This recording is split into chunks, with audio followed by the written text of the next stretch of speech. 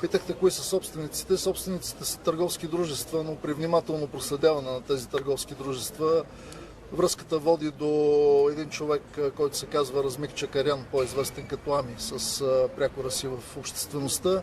Разбира се, тези връзки не са директни, но могат да се извлекат от редица обстоятелства.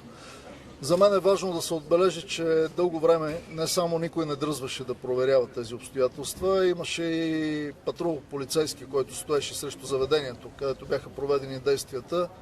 Крайно време е да се разбере, че тези времена отминаха. Аз многократно съм предупреждавал, че тези времена отминаха. Очевидно не всеки го разбира. Вече живеем в различни времена, в които вместо да се пази този обект, беше извършена щателна проверка в него и не само в него, също и в къща в близост до Капитан Андреево. Така че тепърва предстои да анализираме всичко, което е събрано и иззето от двата обекта и очаквам да има и доста интересна информация извън тази, която вече се установи.